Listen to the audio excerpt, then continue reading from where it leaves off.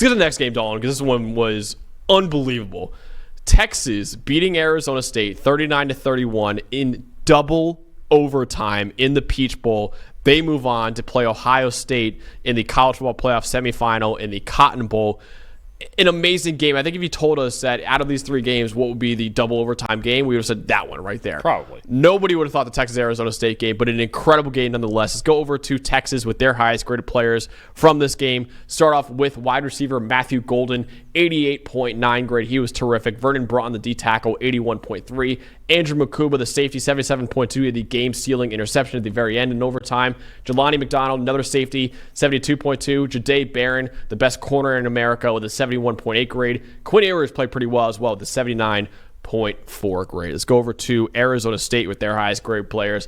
And unsurprisingly, Cam Skattebo leads the way with an 80.8 grade. Keyshawn Elliott, linebacker, 77.1. Shamari Simmons, the corner, 72.8. Caleb McCullough, another linebacker with a 72.8. Keith Abney, the corner, 72.4. Sam Levitt, the quarterback, with a 69.4 grade. Dawn, for you, the stat told the story in this game. I think for me, eventually, and there's so many different dimensions, even while we were watching this game, where we were like, okay, it could be Arizona State red zone. It could be the difference in special teams. It could be this or that. It could be Skattebo. It could be, and there was so many dimensions to this game to break down. It felt like it was taking place in chapters, right? Or the first half and the missed opportunities, the slow grind of the third quarter, the wild fourth quarter and missing kicks and all that, and then the overtimes. But I think what I keep going back to, man, do I just wonder how this game would have gone if Jordan Tyson was healthy. Yeah. Because when I look at it, and look, Arizona State, they created opportunities. Skattebo was obviously great. Sam Levitt with his feet, I got to be honest, I knew he was a good runner. This felt like a different level. He looked like Johnny Football out there. He really did. Yeah. That's what it looked like. But you had the trick plays, you had the Skattebo pass, you had the fake punt pass, you had the whole. But I think at the end of the day, Texas' ability to throw the ball downfield and the difference between them and Arizona State, at least Sam Levitt not really being able to execute downfield without Jordan Tyson, that was a big difference. And I think, look at 10-plus yard throws. Okay, Quinn Ewers, 9 for 16, 228 yards, 3 touchdowns, 4 big-time throws. Did have 2 turnover-worthy plays. The interception in the fourth quarter that really opened the door, that was a bad one. There was a couple of balls chucked up over the middle into double coverage. But you think about 228 and an 87.6 passing grade beyond 10 yards for Ewers. Compare that to Levitt, 3 for 13, 51 yards, did make 2 big-time throws, but 68.9 passing grade. They're just, without Jordan Tyson against this secondary, there just wasn't enough separation downfield, right? It did have to be grinding through with the running game in Skattebo. Levitt scrambling, screen passes, like we talked about, which is a big part of their offense. But the other dimension of that you have to find a way with this Texas defense. And let me start with that secondary, too, with all those guys we saw in that top 5. You need that guy. You need Jordan Tyson, because Texas is the best coverage team on 10-plus yard throws in the country. It's not even close. Yeah. So, I mean, that secondary, you need everything you have. You need, well, what Ohio State's going to have next week in those types of weapons that can win those one-on-one matchups. And that, to me, eventually was the difference, especially, again, contrast it back to Texas in overtime, 4th and 13. What were they able to do? Find a matchup for Matthew Golden to win on the out and up, right? The second one, when they found it, a great play call by Sark on the leak with Gunnar Helm on that touchdown in the second overtime.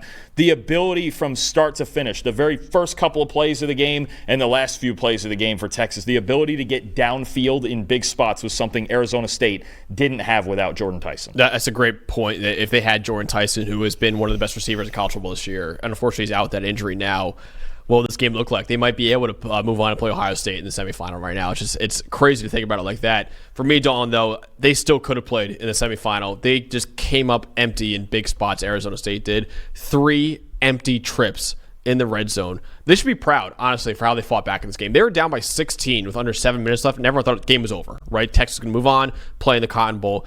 They fought back. They tied the game, went into overtime, and went to double overtime, and almost won this game.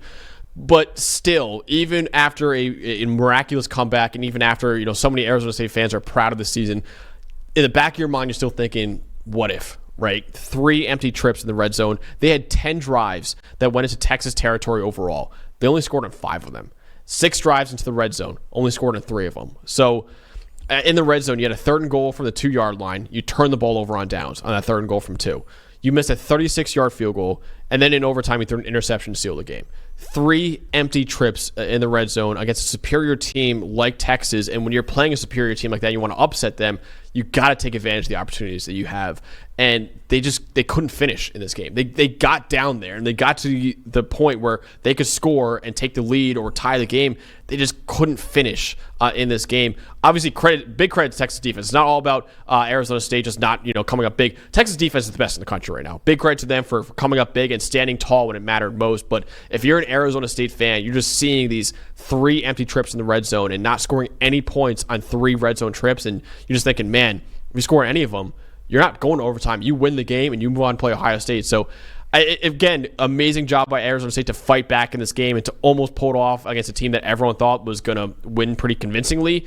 But at the same time, you got to feel a little bit like missed opportunities for Arizona State. Absolutely. And look, again, winning championships, if Arizona State, assuming they have that standard in the building, it's a multi-year process, right? And I think what Kenny Dillingham's done the last 2 years with that culture, and just you could see it last year when they were 3-9. They were 3-9, but they play as hard as anybody, right? And they give you the full 60 minutes, and in this case, and some.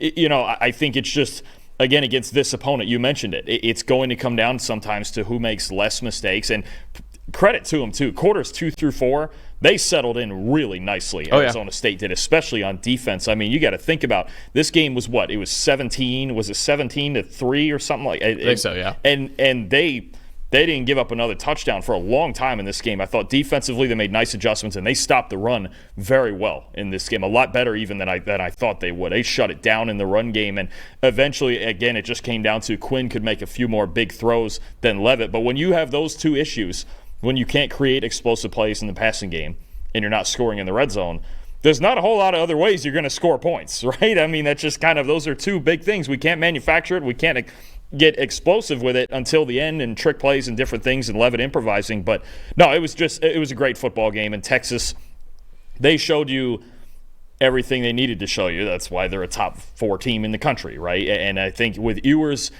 it's inconsistent. But if he plays at the level he did late in this game, because you got to remember, he brought him down for the winning field goal that Bert Auburn missed. He made the big throw on 4th and 13 in the first overtime. Then he makes the throw to Gunnar Helm in the second one. Getting that upside version of Quinn Ewers can win Texas a national title. It just depends which one you're going to get, because there was a lot of this game where their entire offense was quiet. Yeah, exactly. And look, at Arizona State had the perfect game plan. I mean, we said it. If Arizona's going to win the game, Cam Skattebo's got to get red hot. Quinn Ewers got to be ice cold. Now, you mentioned it, they stopped the run enough where they gave Quinn Ewers opportunities to lose the game for Texas, and he almost damn near did. He did make some mistakes in there. Exactly, but he also played big for Texas as well. So credit to Quinn Ewers for coming up big. Not a lot of people, including us sometimes, were thinking, I don't know if Quinn Ewers can do it. Right, 4th and 13, we're like, I don't know if he's going to be able to do it right now. We're going to find out in the next one. Oh, bless we got a whole different jump. I mean, Arizona State, as good as they are, and they're really good. They're more talented than people think. They play with a boatload of effort, but that team they got coming next that's a problem. That's an absolute problem. Those matchups that we're going to have in that game, like Jeremiah Smith and Emeka Egbuka and Will Howard against that secondary. Oh my! That'll be the preview on Saturday morning. We'll get there. Talk to me about your most impressive part, though, and obviously one wide receiver that maybe not a lot of people thought would be the top receiver for Texas in this game, but he was outstanding in this one. I'll tell you what, he's done it 2 weeks in a row. Matthew Golden's just been incredible. Yeah. I mean, you talk about 7 catches for $149, and I think with Isaiah Bond lately being hurt and kind of struggling for some of the year against better opponents, somebody had to step up. We've talked about Gunnar Helm all year. We've talked obviously about Texas run game and Ewers and everything else that goes into this offense. Calvin Banks Jr. in the offensive line, but Matt Golden the last 2 games has been outstanding. And you talk about an 86.6 receiving grade, by far the highest in his career. He's had the 2 best games of his career in the loss to Georgia in the SEC title game and in this game. And it's that same thing. It's the ability to give them something, a vertical threat downfield, because it has felt like at times where this passing game has been either A, they just tee off on teams that they're better than, or B, Gunnar Helm kind of manufacturing his way to first downs, right? And otherwise we're kind of plodding. It's not as explosive as it was consistently last year, but Golden's giving him that explosive threat. His last 2 games, he's got 15 catches and 311 yards. 9 of those 15 catches are beyond 10 yards, like I just mentioned. He's winning vertically down the field, and on those 9 catches, 245 yards. So you're talking about if Golden is the guy that can get hot for them and give them the vertical threat, that Isaiah Bond was really supposed to be the guy in these spots to give it to him, and he still could. I mean, I think Bond only had one target yesterday. They're trying, but I think to have another guy like Golden transferred in from Houston after playing there the last 2 years and playing the way he's playing in these biggest spots, look, there was bound to be a list of guys who increased their draft stock through this playoff run, and I think for Texas, Matt Golden might be one of them on the outside. He showed you just about everything yesterday, and when they needed him the most, he showed up in the biggest spots. Yeah, I don't think it was – so not the last two games. They put Clemson. He was kind of quiet. Oh, sorry, in between. The Georgia game before that. But also that Clemson game, they didn't need to throw the ball that much. No, they just ran the two games where they had to throw the ball, he went off. Yeah, you're right. Yeah, so in those two games, just, again, the downfield threat, if you can add the deep ball and the explosiveness, which has been really inconsistent for Texas this year, if he's going to be that guy, then they get a lot more dangerous. Yeah, and I mentioned before, for Arizona State to win the game, they need Quinn Ewers to screw it up, and he didn't.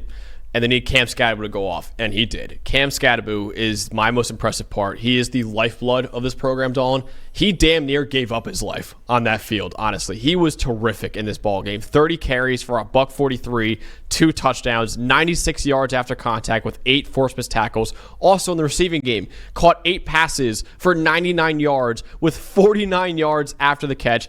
That's not enough. He threw a 42-yard touchdown as well. All of this while puking his brains out on the sideline for what he said was drinking water too fast. He was, listen, outside of Ashton Ginty, he was the best running back in America this year, in my opinion. You can make a very good case that he should have been in New York for the Heisman Trophy ceremony. I said it before, dude. Every NFL team needs a player and a human being like Cam Skattebo in their locker room. I would take this guy on day 2 of the NFL draft and not even think twice. I know a lot of people are probably going to see his combine and say, oh, he's not that fast. I don't give a damn, man. This guy is an incredible football player. He gives his all for his team every single week. Every single down of football that he plays like it's his last ever. It's the sort of mentality that you see from a former 0-star recruit that had to start off his career at the FCS level at Sacramento State, now moves up to Arizona State, becomes a superstar as well. Just the mentality, like he was talking shit to the camera as well after one of his touchdowns. This dude just has that mentality that you want in your locker room. Maybe he's not your number one running back in the NFL. Maybe he does become that in the NFL, but maybe he's not your number one running back, but he's a guy you could put as a guy in your committee. He's a guy that you could put on goal line situations that you know he's going to get into the end zone. There's no way he's going to get denied there. He's going to give his all on special teams as well. He's just not only the football player, Cam Skattebo, because he's absolutely terrific, just the human being and having that kind of leadership in your locker room. He set the tone for Arizona State all year.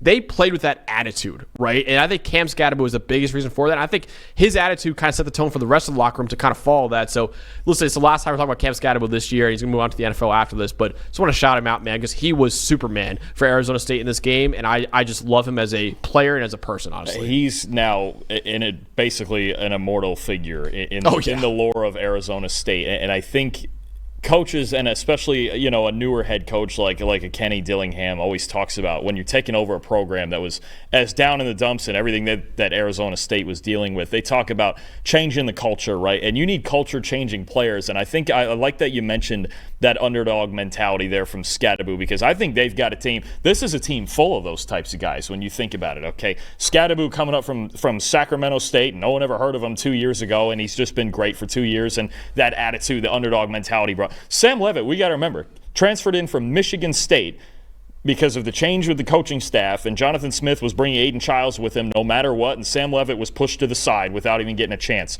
for Jonathan Smith. Jordan Tyson was on that Colorado team that went 1-11 a couple years ago. I did not know that. Yeah. Wow. He's a transfer from Colorado. He was a backup, I think, as a freshman on that team, and then transferred to Arizona State, and now has become what he's come. I think about a guy like Xavier Alford at safety, who became one of the best safeties in the country. He hadn't played a snap in 2 years between injuries and an eligibility of the old transfer rules that we used to have. I mean, I think it's a team full of those types of guys, and Kenny Dillingham really made a point to build this team with that underdog kind of mentality. And you have so many guys that came in with that chip on their shoulder, and they all played like it all the way to the end. I mean, just as good a coaching job, if not the best coaching job we've seen in the country this season, honestly. And they're really building it. You got Levitt, and we haven't heard any draft decision on Jordan Tyson yet. But I don't think he can. Is he a true sophomore or what? I thought he was a redshirt sophomore. Oh, no, you're right, because he played at Colorado 2 years ago. Right? So, I mean, if he comes back, you have something. I'd imagine he comes back. You can't just replace Cam Skattebo, but you could try with Kanye Udo from Army. That's going to be an interesting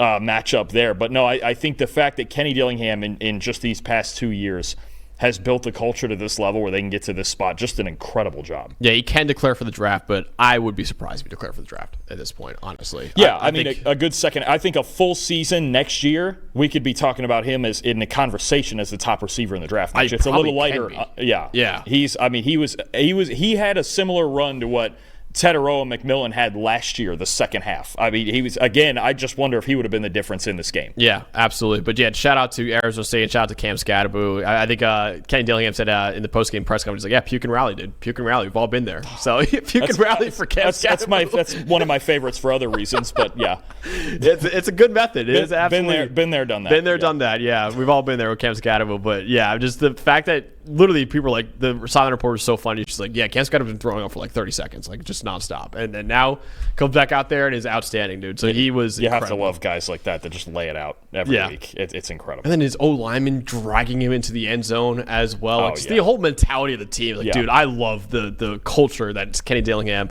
is building down there in Tempe, Arizona. And obviously, with you mentioned it, Jordan Tyson comes back, Sam Levis coming back as well. They're dangerous. They might be the Big 12 favorite. We're going to talk about them a lot next year, for absolutely, sure. Absolutely. But Cam Skattebo was a guy that we're talking about for the NFL draft process that we will be doing after the season's over as well. And shout out to him because he won offensive MVP. They actually said the first time ever in Peach Bowl history that a losing team had the MVP of the game because Cam Skattebo was that freaking good in that game against Texas. So shout out to him and shout out to Arizona State for a great year. But Texas moves on, wins the Peach Bowl after a terrific game. They will play Ohio State in the Cotton Bowl in the college football playoff semifinal. How about the Texas Longhorns playing in Jerry World in the college football playoff semifinal? That's going to be a lot of orange in that crowd, I'll tell you that much. Against Ohio State. I mean, it's going to be. Quinn Ewers' revenge game, too.